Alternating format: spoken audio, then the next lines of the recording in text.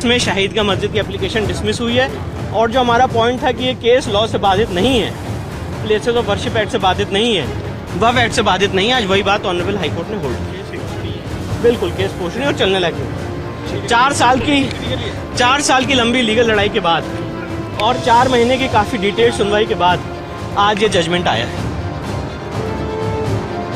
अब तो मेरे कान्हा के लिए हमें माखन बिलोना है और माखन खिलाना है और मथुरा में अब वो ढांचे को हटाना है। नमस्कार, जय हिंद, वंदे मातरम। आप देख रहे हैं हमारा चैनल एचपीएन न्यूज और मैं हूं एचपीएन से डॉक्टर पंकज शर्मा। आइए बात करते हैं सबसे बड़ी खबर पर। कहते हैं कि अयोध्या तो अभी झांकी है और मथुरा काशी बाकी है। शायद यह स्लोगन दिया हुआ 1992 के आसपास दिया गया था।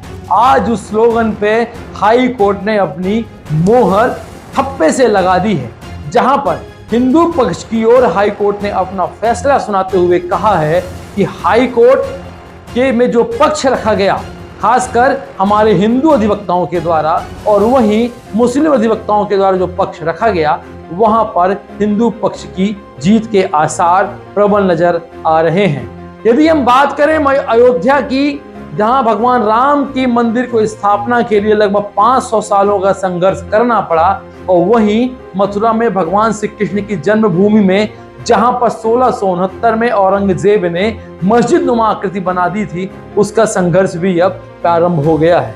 अब देखना यह है कि हिंदू समाज इस संघर्ष को कब तक झेलता है, या हिंदू समाज इस संघर्ष को लेकर क्या 500 सालों का इंतजार करेगा। आइए देखते हैं मेरे साथ पूरी खबर। चैनल को लाइक सब्सक्राइब करना बिल्कुल न भूलें। भगवान श्री कृष्ण लला विराजमान व शाही मस्जिद ईदगाह पक्षों के मध्य लंबित वाद में हाई कोर्ट ने बाद की पोषणीयता मामले में मंदिर पक्ष में फैसला सुनाया है। मामले की सुनवाई न्यायमूर्ति मयंक कुमार जैन की अदालत ने की है। हाई कोर्ट में 12 अगस्त से सिविल वादों की सुनवाई शुरू होगी।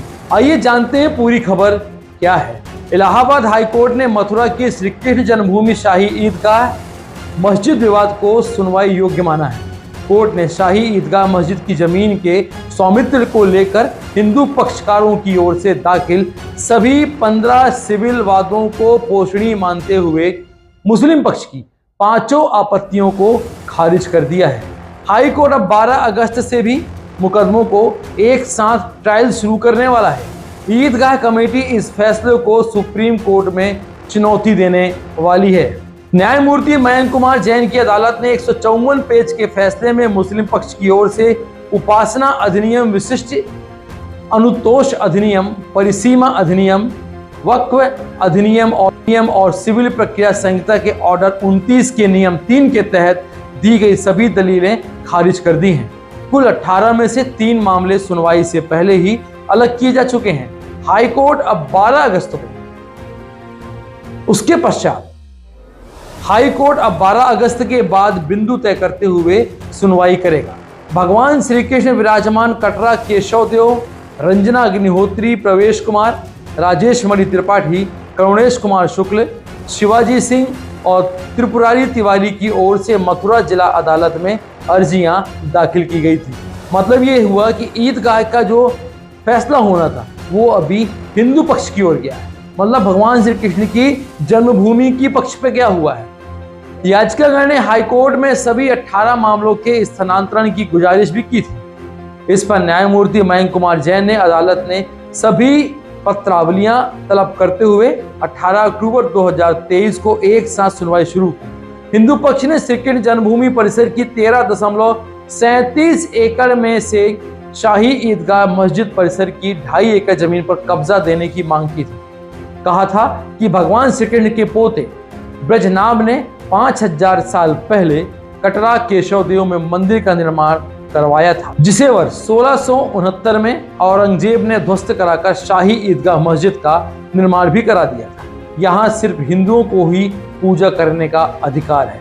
मैं आपको बता दूं कि शाही ईदगाह में ऊपर का जो गुंबज होता है वो हिंदू मंदिरों की तरह, नीचे कमल का निशान हिंदू मंदिरों की तरह, और उसमें जो नक्काशी की गई वो पूरी हिंदू मंदिरों की तरह ही नक्काशी की गई है। हिंदू पक्ष के अधिवक्ता विष्णु शंकर जैन ने दावा किया था कि शाही ईदगाह मस्जिद में मंदिर होने के प्रमाण मौजूद हैं। मस्जिद की दीवारों पर कमल पुष्प, ओम और शेषनाग की आकृतियां भी मौजूद हैं जो सनातन धर्म की प्रतीक मानी जाती हैं। हिंदू पक्ष ने हाई कोर्ट में मस्जिद परिसर का भारतीय पुरातत्व सर्वेक्षण से सर्वे कराने की मांग की है। विधिक हैसियत पर उठाए गए थे सवाल। मुस्लिम पक्ष के वकील तस्नीम अहमदी, महमूद प्राशा, नसरुवंजा और तनवीर अहमद ने मस्जिद परिसर में ऐसे कोई चिन्ह या आकृति मौजूद नहीं होने के दावे पेश किए हैं। साथ ही वादीगढ़ की विधिक हैसियत पर सवाल भी उठाए हैं। उन्होंने कहा कि श्री कृष्ण जन्मभूमि ट्रस्ट और शाही ईदगाह मस्जिद कमेटी के बीच कोई विवाद नहीं है और शायद 1669 में औरंगजेब के द्वारा मंदिर को तोड़कर वहां पर जो गुंबज नुमा आकृति देकर वहां एक मस्जिद का निर्माण कराया गया था, ये हम सब हिंदुओं को आंखों से दिखता है। विवाद खड़ा करने वाले पक्षकारों का जन्मभूमि ट्रस्ट और ईदगाह कमेटी से कोई लेना देना नहीं है। दावा किया कि ईदगाह स्थल वक्फ की संपत्ति है। 15 अगस्त 1947 को यहां मस्जिद कायम थी। उपासना अधिनियम के तहत अब धार्मिक स्थल का स्वरूप नहीं बदला जा सकता है। इसका मतलब ये नहीं कि हिंदुओं मंदिर को तोड़कर मस्जिद का निर्माण कराया जा सकता है और मस्जिदों को तोड़कर क्या हिंदू अपने पक्ष की बात भी नहीं रख सकता। हिंदू पक्ष के अधिवक्ता विष्णु शंकर जैन का कहना है कि सुप्रीम कोर्ट से शाही ईदगाह परिसर के एडवोकेट कमिश्नर से सर्वे पर लगी रोक हटवाने के लिए सुप्रीम कोर्ट में हम अपील करेंगे। सुप्रीम कोर्ट ने 9 जनवरी 2024 को एडवोकेट कमिश्नर से सर्वे कराने पर रोक लगाई थी। हाई कोर्ट ने 14 दिसंबर 2023 को सर्वे कराने का आदेश भी दिया था। सर्वे का खाका खींचने के पहले ही मुस्लिम पक्षकारों ने सुप्रीम कोर्ट का रुख अपना लिया था।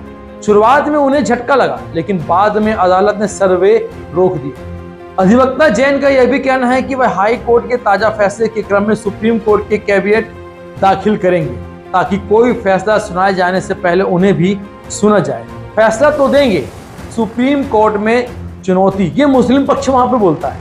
मुस्लिम पक्ष कहता है कि अधिवक्ता तनवीर अहमद ने फैसले पर नाखुशी जाहिर करते हुए कहा है कि हाई कोर्ट में उपासना अधिनियम, परिसीमा अधिनियम और वक्फ एक्ट के प्रावधानों को पर नजरअंदाज किया जा रहा है।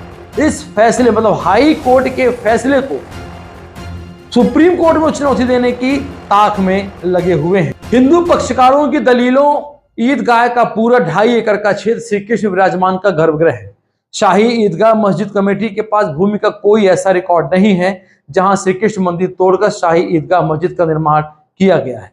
बिना स्वामित्व अधिकार के वक्फ बोर्ड ने बिना किसी वैध प्रक्रिया के इसे वक्फ संपत्ति घोषित कर दी थी। अब देखना यह है कि क्या हिंदू समाज भी अयोध्या की तरह ही 500 सालों तक भगवान कृष्ण के मंदिर बनने का एक आश्वस्त प्रमाण देगा कि हिंदू पक्ष तत्काल प्रभाव से वहां मंदिर का निर्माण संपन्न करा देगा। जमीन पर दोनों पक्षों के बीच 1968 में समझौता हुआ है। 60 साल बाद समझौते को गलत बताना ठीक नहीं है, लिहाजा मुकदमा चलने योग्य बिल्कुल भी नहीं है। उपासना स्थल अधिनियम 1991 के तहत भी मुकदमा सुनवाई योग्य नहीं है। 15 अगस्त 1947 के दिन जिस धार्मिक स्थल की पहचान और प्रकृति जैसी है वैसी ही बनी रहेगी, उसकी प्रकृति नहीं बदली जा सकती है, ये मुस्लिम पक्ष के पक्षकारों ने कहा है।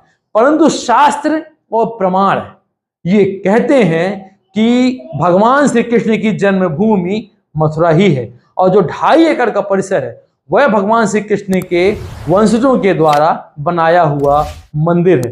आप क्या सोचते हैं? आपकी राय क्या है? कमेंट बॉक्स में जरूर दीजिएगा। नमस्कार, जय हिंद, वंदे मातरम।